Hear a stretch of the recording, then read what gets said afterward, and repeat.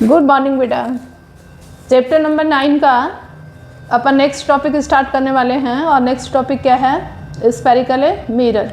तो ये एक्चुअल में वैसे तो 10th क्लास में भी आपने स्टडी किया है, लेकिन ये 12th का ही टॉपिक है और थोड़ा सा आप केयरफुली इसको स्टडी करें, ठीक है। तो देखिए, हर एक वीडियो को ध्यान से देखिए और अपने नोट्स तैयार करिए। इसमें रे डायग्राम बनेंगे, रे डायग्राम है, आप मेरे वीडियो के साथ में खुद भी ट्राई करें। इज़ इट क्लियर बेटा? अब देखो अपना टॉपिक क्या है, टॉपिक है अपना स्फेरिकल मिरर। तो सबसे पहले तो अपन को ये समझना है कि स्फेरिकल मिरर एक्चुअल में है क्या। तो अपन क्या ले रहे हैं, एक ग्लास का एक होलो स्फेयर ले रहे हैं। ये होलो स्फेयर लिया है मैंने, ठीक है, खाली है अंदर से।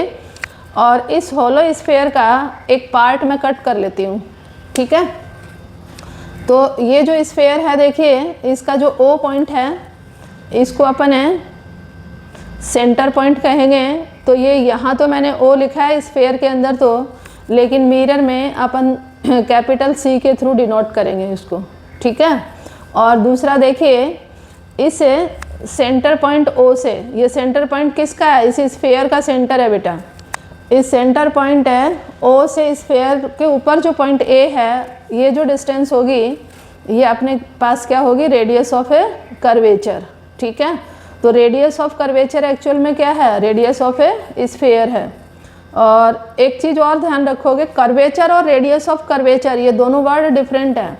तो कर्वेचर का मतलब ये है कि ये पार्ट कितना कर्व है। जैसे मैं अपने इसको बेंड करती हूँ तो ये कितना कर्व बन के आ रहा है, वो कर्वेचर है, ठीक है।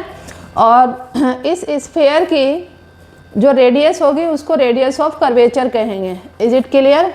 अब मान लो ये आपके पास में होलो स्फेयर है और इसका कुछ पार्ट मैं इस तरह से कट कर लेती हूँ। तो कट कर लूँगी तो मैं या तो लेफ़्ट साइड वाला पार्ट यूज करूँगी या फिर राइट साइड वाला पार्ट यूज करूँगी। तो मेरे पास में लेफ़्ट और राइट पार्ट है, मैं सिल्वर की पॉलिश करेंगे अपन है, क्योंकि आपको मैं पहले ही बता चुकी हूँ कि सिल्वर की पॉलिश से अपन मिरर बनाते हैं। क्यों? क्योंकि silver is a good reflector, ठीक है। अब यहाँ पे देखो, इसका मान लो मैंने ये वाला पार्ट ले लिया राइट वाला, तो राइट वाला पार्ट अपन लेंगे तो ये इस तरह का पार्ट बनेगा, ठीक है। और इस तरह का पार्ट बनेगा तो ये हमारे पास में फर्स्ट पार्ट आएगा कॉनकेव मिरर। कब? यदि इसका जो राइट साइड है ये आपने सिल्वर से पॉलिश कर लिया और सिल्वर को प्रोटेक्ट करने के लिए कोई पेंट कर दिया, तो ये वाला जो पार्ट है राइट साइड वाला वो क्या होगा बेटा? ओपेक होगा, ठीक है। और जो लेफ्ट साइड वाला पार्ट है ये वाला, ये आपका रिफ्लेक्टिंग सरफेस होगा जो रे को रिफ्लेक्ट करेगा। तो देखिए, ये भी ध्यान रखोगे, यदि आपको किसी क्वेश्चन में कंफ्यूज करने के लिए ऑब्जेक्ट की साइड राइट हैंड साइड दे रखी है तो आपकी कैलकुलेशन डिफरेंट हो जाती हैं। नहीं तो क्या होता है कि ऑब्जेक्ट को या रिफ्लेक्टिंग सरफेस को हम लेफ्ट हैंड साइड ही रखते हैं, ये भी आपको ध्यान रखना है, ठीक है।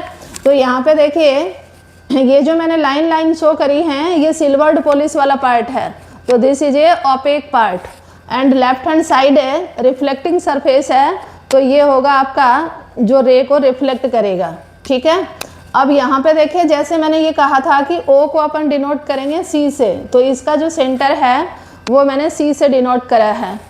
और ये जो मिरर वाला पार्ट लिया है ना बेटा आपने, इसका मिड पॉइंट को अपन कहते हैं पी, जिसको अपन पोल बोलते हैं, POLE पोल, ठीक है।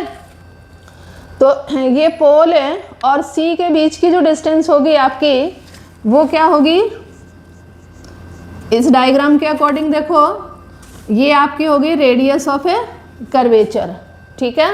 Distance between a centre and a pole. और इसके सी और पी के एग्जैक्टली मिड पॉइंट जो होता है उसको अपन कहते हैं फोकस पॉइंट।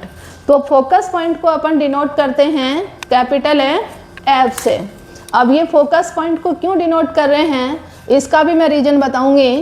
तो यहाँ देखिए, distance between F and P is known as a focal length of a mirror.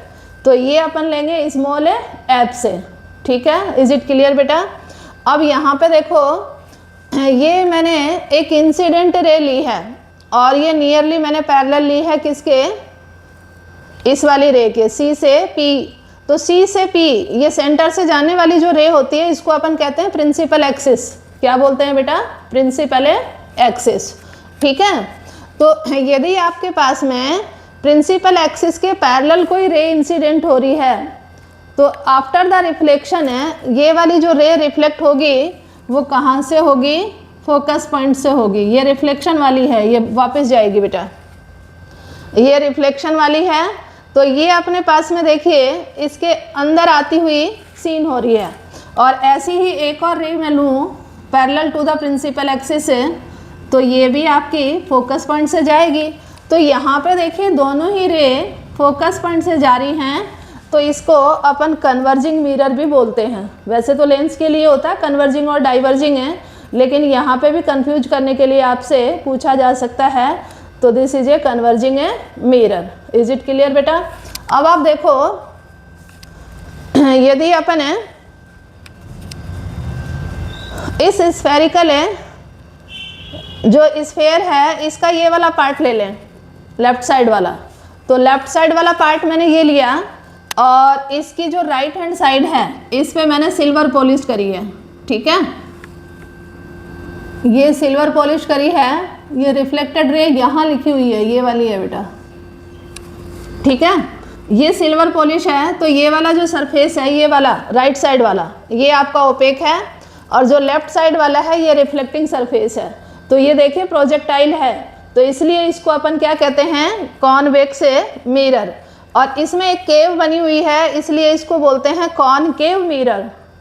ठीक है, ये एक केव बने तो कॉनकेव, और यदि इस तरह से प्रोजेक्शन आ रहा हो तो उसको अपन क्या कहेंगे, कॉन्वेक्स मिरर। ठीक है, अब कॉन्वेक्स में देखिए पी और सी से जो जाने वाली लाइन है इसको अपन क्या कहेंगे, प्रिंसिपल एक्सिस। और दूसरा इसमें भी देखिए ये रे मैंने एक इंसिडेंट ली है to the parallel principal axis, ये है parallel to the principal axis. तो आफ्टर द रिफ्लेक्शन है ये इस तरह से डाइवर्ज हो रही है लेकिन आपको लगेगा कि ये फोकस पॉइंट से आ रही है, ये केवल लगेगा। तो ये वर्चुअल है ये वाला पार्ट, तो इसलिए वर्चुअल पार्ट को अपन क्या लेंगे, डॉट डॉट लेंगे। ठीक है, रिफ्लेक्शन का लॉ भी याद रखोगे कि incident angle always equal to the reflection angle. तो ये देखिए किस तरह से निकालेंगे, ये अपने पास में सेंटर पॉइंट है तो सेंटर से जाने वाली एवरी लाइन जो मिरर पे जाएगी उसको अपन क्या कहेंगे, रेडियस। और रेडियस जो है उस पॉइंट के लिए क्या होती है, परपेंडिकुलर। तो यहाँ पे यदि मैं इसको यहाँ लूँ इस पॉइंट पे तो हमारे पास में ये वाला और ये वाला एंगल, ये इंसिडेंट एंगल है बेटा और ये रिफ्लेक्शन एंगल है, ये always equal to the each other. ठीक है, और इसमें यदि अपन लेंगे तो यहाँ सेंटर ऑफ कर्वेचर से इस तरह से लाइन लेनी पड़ेगी। तो ये इंसिडेंट एंगल और ये रिफ्लेक्शन है एंगल, तो ये भी always equal to the each other. ठीक है, और दूसरा आपको ये ध्यान देना है कि इस मिरर का ये पूरा पार्ट मान लो आपका ओपन नहीं हो, कुछ पार्ट को कवर कर दे। मान लो मिरर का इतना सा पार्ट आपको दिख रहा है तो यहाँ यदि अपन एक डायामीटर लेंगे तो इसको अपन बोलते हैं अपर्चर। जितना डायामीटर का मिरर का पार्ट आपको सीन हो रहा है जो आप देख पा रहे हो उसको अपन क्या कहेंगे, अपर्चर। तो ये कुछ टर्म है अपने पास में स्फेरिकल मिरर जो दो तरह के हैं, कॉनकेव एंड कॉन्वेक्स। केव बन रही है तो कॉनकेव मिरर होगा और यदि प्रोजेक्टाइल है तो क्या होगा, कॉन्वेक्स मिरर होगा। तो ये दोनों पार्ट आपको क्लियर हुए होंगे, तो ये आप समझेंगे। दूसरा देखिए एक पार्ट और मैं ले रही हूँ कि अपन फोकस पॉइंट और रेडियस ऑफ कर्वेचर आपका किस साइड आ रहा है, स्फेयर किस साइड बन रहा है। तो यहाँ पे देखिए ये मेरा जो मिरर है इसमें जो C और F है ये लेफ्ट हैंड साइड है, पोल से लेते हैं अपन, पोल से लेफ्ट हैंड साइड है। और कॉन्वेक्स में C और F जो हैं ये आपके राइट हैंड साइड हैं। तो यदि आप पोल के लेफ्ट हैंड साइड कोई वैल्यू ले रहे हैं तो वो नेगेटिव लेंगे और पोल के राइट हैंड साइड ले रहे हैं तो क्या लेंगे, पॉजिटिव लेंगे। तो यहाँ पे ध्यान देना है कि इस कॉनकेव मिरर के लिए R always negative and F also negative. क्यों? क्योंकि पोल के लेफ्ट हैंड साइड हैं। ऐसे ही यदि अपन कॉन्वेक्स की बात करें तो अपने पास में R और F ये दोनों ही राइट हैंड साइड हैं, तो R always positive and F also positive. तो ये चीज़ भी आपको ध्यान रखनी है। पोल से लेफ्ट हैंड साइड हैं तो वैल्यूज नेगेटिव लेंगे, और पोल से राइट हैंड साइड है तो वैल्यूज पॉजिटिव लेंगे। इज इट क्लियर बेटा?